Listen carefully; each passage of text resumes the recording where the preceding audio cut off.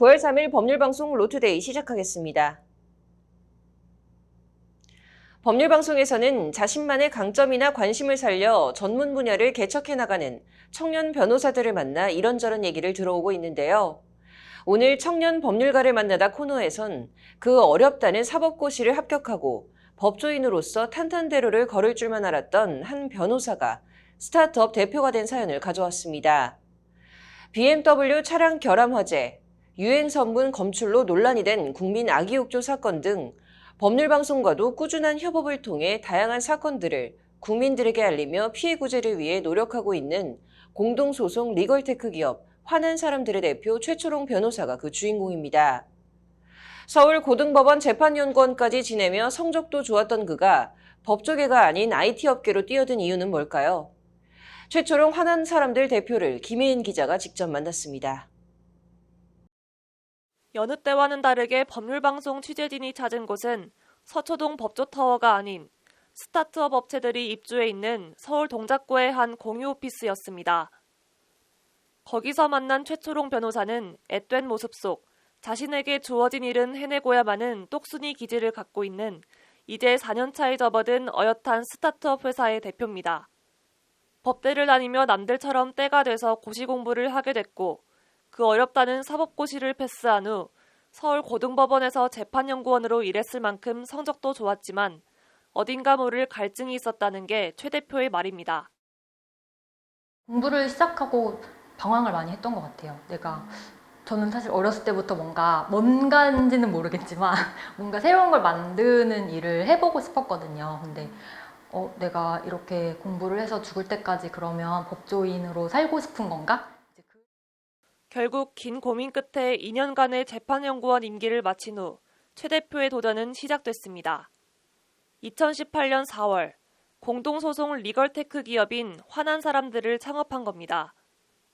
법을 잘 알지 못하는 이른바 법알못들에겐 그저 그들만의 리그인 법률 영역을 보다 쉽게 이해하고 실생활에서 적용할 수 있게 도와주고 싶었다는 게 최 대표가 말하는 창업 배경입니다. 사실 그 법과 정의에 대한 접근성을 높인다는 게 유엔이 정한 사회적 발전 목표 중에 하나일 정도로 이제 굉장히 중요한 목표이고 그걸 우리나라에서도 굉장히 중요한 사회적 역할이라고 생각을 하기 때문에 이제 충족되지 못한 리걸 니즈들이 있잖아요. 그 충족되지 못한 리걸 니즈의 원인을 생각을 해봤어요. 왜 이분들은 법률 서비스를 제대로 이용하지 못할까 그런 생각을 했을 때 분명 법은 평등한데 법을 이용하는 건 평등하지 않다는 생각에 패기 넘치게 시작한 창업. 최 대표에게도 물론 힘든 점이 있습니다. 국내 사법계 현실상 당사자가 원하는 만큼의 만족스러운 법원 판결이 그대로 나오지 않는 경우가 더 많다 보니 화난 사람들을 통해 집단 소송을 하는 고객들의 니즈와 현실 간의 간극에서 오는 고민이 큰 겁니다. 저는 이제 변호사의 입장이라기보다는 고객분들의 의견을 많이 이제 듣게 되는데요. 일반 분들은 뭔가를 법으로 한다고 했을 때 사이다 결론을 많이 원하시는데 사실 사이다 결론이 나올 수 있는 경우가 많지 않잖아요. 그래서 이분들이 만족스러운 결과를 얻을 수 있는 그런 구조가 본질적으로 아니다 보니까 그런 점에서 법으로 해결할 수 있도록 하는 서비스를 만들고 있지만 별다른 홍보 없이도 보유 중인 회원 수가 약 17만 명. 현재까지 진행된 사건만 90여 개인 화난 사람들. 일반인들의 제보로 촉발된 BMW 차량 결함 화재 사건부터 이동통신사의 5G 서비스에 대한 손해배상 사건, 인공지능 챗봇 이루다를 통한 개인정보 유출 사건, 유해 성분이 나와 공분을 산 국민 아기 욕조 사건 등 다양한 소송이 국민적 관심을 받으며 피해 구제가 진행됐습니다. 최 대표는 그중에서도 지난해 대법원에서 디지털 성범죄 양형을 새로 정하겠다는 입장을 발표한 후 디지털 성범죄에 대한 양형 기준에 국민 의견을 모으는 프로젝트를 자체적으로 진행한 것이 가장 의미 있었다고 전했습니다. 일단 이 디지털 성범죄 양형 기준에 관해서는 참여한 분들이 숫자가 2만 명이 넘었어요.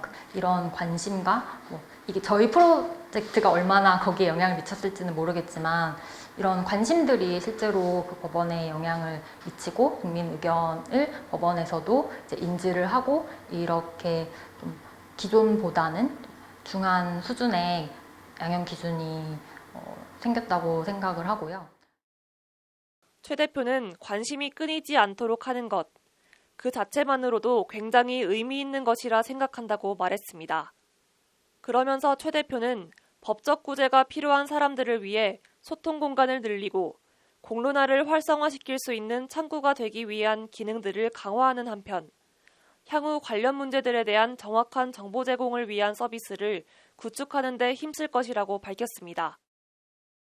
나와 같은 문제를 가진 사람들을 찾아서 모이고 또 공론화하고 그다음 뭐 법적인 해결 방법을 찾고 이제 이런 일련의 그런 니즈가 있다는 걸 파악을 했거든요. 그리고 또 그런 생활 밀착형 문제를 겪는 분들이 굉장히 많은데 이게 인터넷 정보는 굉장히 많은데 실제로 나에게 뭐 어떤 정보가 도움이 되는 정보인지 그게 너무 정보가 많다 보니까 제대로 그 올바른 정보를 찾기가 쉽지 않더라고요. 그래서 그런 정보를 이제 큐레이션해드리는 서비스를 비록 업무는 다르지만 변호사라는 자격증을 가진 동료이기도 한 청년 변호사들에게 한마디 해줄 수 있냐는 취재진의 질문에 최 대표는 도전을 두려워하지 말라는 응원의 말을 전하며 인터뷰를 마무리했습니다. 그냥 같이 이렇게 험난한 시대를 살아가고 있는 동료로서 말을 하자면 도전을 좀 두려워하지 않으셨으면 좋겠어요. 우리가 그 초기에 이제 스타트 라인에서 고민할 때 그런 것과는 전혀 다른 더 넓은 더 선택지가 많은 그런 세상이 있는 것 같아요. 그래서 너무 그 기존의 선배들의 그 길을 딱 따라가지 않아도 더 많은 길이 있다는 거, 네, 그걸 알아주셨으면 좋겠습니다. 법률방송 김혜인입니다. 이어서 법률방송 단독보도 전해드립니다. 현재 대한변호사협회와 로톡 사이의 갈등이 식지 않고 있고 양측은 서로 공정위 고발에 나서며 갈등의 골이 깊어지고 있습니다. 중재를 자처한 법무부는 로톡은 불법이 아니다라며 이전 불법 소지가 있다는 과거의 유권 해석과는 다른 결과를 내놓으면서 분란집에 부채질을 한 격이 된 상황을 초래했는데요. 이런 가운데 국회 입법조사처가 오늘 미국, 영국, 독일, 일본 등 주요 외국의 경우에도 법률 플랫폼 이용과 관련해 규제가 이뤄지고 있다는 조사 결과를 발표했습니다. 어떤 내용인지 장한지 기자가 단독으로 전해드립니다. 국회 입법조사처가 오늘 외국의 인터넷 법률 플랫폼 규제 동향과 시사점이라는 제목의 보고서를 발표했습니다. 담당 조사관은 법률방송과의 통화에서 변호사는 상인이 아니라는 대명제 속에서 연구 결과를 내놨다고 밝혔습니다. 보고서는 일단 변호사는 판사, 검사와 함께 법조 3륜의 한 축을 담당한다며 직무 수행에 있어서도 단순한 영리적 활동을 넘어 공익적 기능을 수행할 것을 요구받는다고 전제했습니다. 일반 상인이라고 그러면 뭐 광고 내용이나 방법을 이렇게 엄격하게 제한을 하지는 않지 않습니까? 이게 다른 뭐 일반 예를 들어 뭐 기업이라든가 그 영리 활동을 추구하는 데라고 그러면 근데 뭐 우리 지금 판례를 보면 이제 변호사는 상인이 아니다 이렇게 상인으로 보지 않습니다. 이게 자기가 뭐 사업자 등록하고 다 해도요 단순한 상인 지위가 아닌 거죠. 이게 그 공공성을 강조하는. 그러면서 보고서는 한마디로 법률 플랫폼을 규제하지 않는 선진국은 없다고 압축했습니다.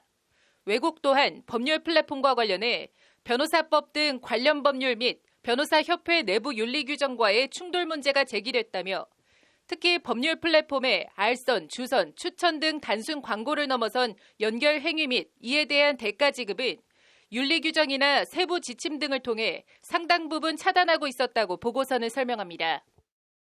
이어 미국, 영국, 독일, 일본 등 주요 외국의 경우 변호사의 법률 플랫폼 이용을 일정 부분 규율하고 있다고 말합니다. 일본도 유명한 변호사 소개 사이트 벤고시닷컴이나 이런 게 있고 미국도 뭐 아보라고 그래가지고 ABBO인데 변호사 이 등급을 매기고요. 추천 숫자에 따라서 막 그런 걸 하다가 제재를 받았거든요. 여기도 이런 나라들도 보면은 막 변호사 그 소개해주거나 광고해주는 사이트를 운영을 하다가 다 좀 마찰을 빚었습니다. 그러니까 변호사 협회나 이런 단체하고요.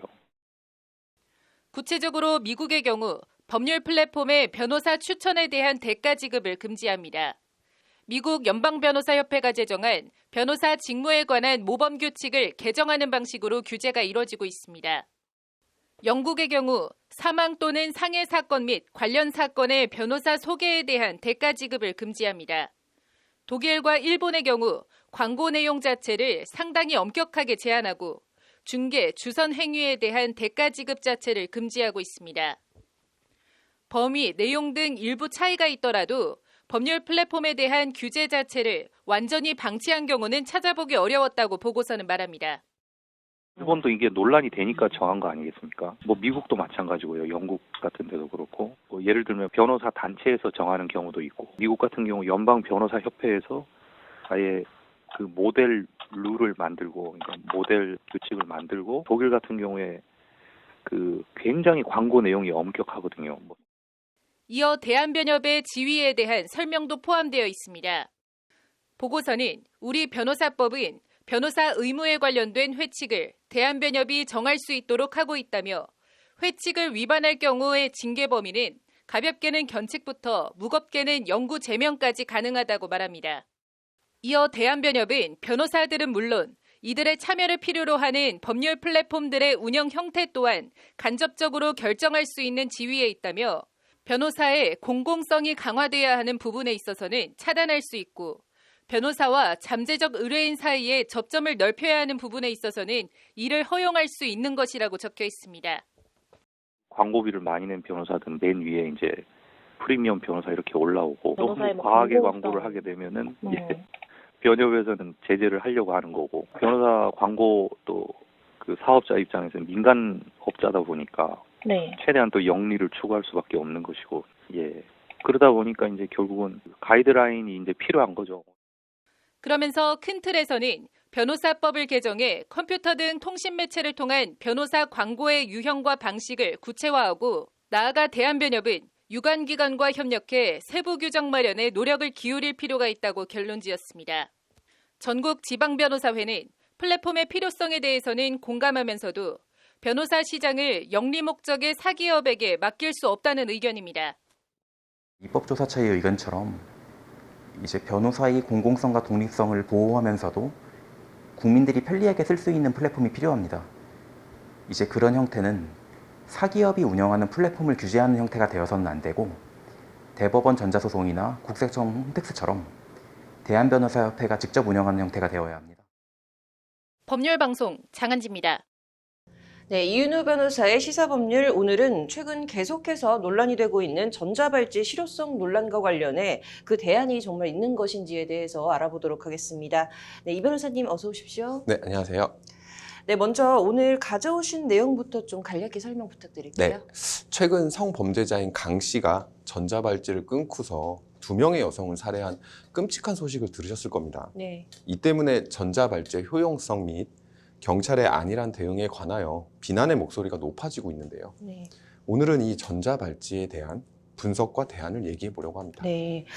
그런데 이 전자발찌가 굉장히 좀 쉽게 끊을 수 있다고 하는데 이게 좀 사실인가요? 네, 그렇습니다. 실제로 전자발찌는 네. 주방용 칼이나 심지어 미용 가위로도 끊을 네. 수 있다고 합니다. 이 때문에 전자장치 부착법이 시행된 이후에 총 6차례에 걸쳐서 이 네. 전자발찌의 재질을 강화해 봤지만 네. 전자발찌를 훼손하는 사건은 이제 매년 10건 이상이고요. 네. 올해만 해도 13명이 전자발찌를 끊었는데 네. 아직도 2명이 잡히지 않은 상황이라고 합니다. 네. 사실 좀 대처라고 한다면 지금 관리 인력 확충이라는 대안이 좀 가장 많이 대두되고 있는 것 같은데요. 이에 대해서는 좀 어떻게 보십니까? 네. 이번 사건의 문제점과 해결책에 관하여 네. 이 많은 분야에서 의견이 제시되고 있는데요. 네. 대표적으로는 관련 인력 확충과 압수수색과 같은 적극적인 수사 권한의 확대가 제시되고 있습니다. 네. 그런데 이번 사건의 경우는 특히 2번째 살인을 방지하기 위하여서라도 네. 경찰에게 적극적인 수사권이 부여될 필요가 있어 보이는데 네. 이 긴급 체포, 현행법 체포가 이루어지지도 않았고 네. 범죄 현장을 발견한 것도 아니어서요. 네. 현행법상 전자발찌를 훼손한 경우 이번 사례 같은 경우에 강 씨의 자택을 압수수색할 근거가 전무하다고 할 수 있습니다. 네. 보통 이 전자발찌를 훼손하는 경우에는 대부분 범죄를 저지를 것이 쉽게 예상됩니다. 네. 그리고 이게 긴박하게 사건이 벌어질 수 있는 만큼 영장을 발부받는 등 절차를 밟아서 대응하기에는 범죄를 막기가 매우 곤란하다는 것이죠. 네. 그렇기 때문에 이번 사안과 같은 경우에 전자발찌가 훼손되는 경우에는 적극적인 수사를 할 수 있도록 그 권한의 확대가 필요하다고 보입니다. 네. 예를 들어서 범죄를 벌어질 수 있는 단서를 발견하기 위하여서라도 영장 없이 범죄자의 거주지 등 자택을 압수수색할 수 있는 예외 규정을 두거나 적어도 수사권 부여의 절차를 간소화하는 규정을 마련하는 그런 대안이 필요하다고 보입니다. 네. 근데 만약에 영장주의 예외를 확대를 한다면 좀 또 다른 문제가 있을 것 같기도 한데요. 네, 사실 그 영장주의라는 것이 범죄자의 인권을 보호하기 위하여 있는 제도긴 하지만 재범률이 높은 성범죄자들의 경우에는 영장주의의 예외를 확대하더라도 피해자의 발생을 줄일 수 있는 네. 공익적 측면에서 무리한 대안이라고 보이지는 않습니다. 네. 다행히도 법무부 등 정부에서도 이번 사건을 계기로 실효성 있는 대안을 모색하는 중이라고 들리는데요. 네. 하루빨리 적절한 대안을 마련해서 불의의 피해자가 더 이상 발생하지 않았으면 하는 바람입니다. 네. 좀 사건 발생 이후에 저희도 계속 관련 내용을 좀 자세히 보도해드리고 있는데요. 오늘 박범계 법무부 장관이 좀 근본적인 재범 억제 대책을 마련하겠다고 하니 좀 지적이 됐던 이 미비점들이 좀 보완될 수 있는 제대로 된 대안이 좀 마련됐으면 좋겠네요. 잘 들었습니다. 다음 소식입니다. 고위공직자 범죄수사처가 해직교사 부정 채용 혐의를 받고 있는 조희연 서울시 교육감을 재판에 넘겨달라고 검찰에 요구했습니다. 공수처는 오늘 오전 정부 과천청사 공수처 건물에서 브리핑을 열고 조 교육감 등 2명에 대한 부정 채용 의혹 사건에 대한 4개월간의 수사 결과를 발표했습니다. 공수처는 채용 실무자들로 하여금 업무 권한이 없는 일을 하도록 한 점 등으로 봤을 때 조 교육감의 직권남용죄가 인정되고 교사 임용에 부당한 영향을 준 국가공무원법 위반 혐의도 인정된다고 설명했습니다.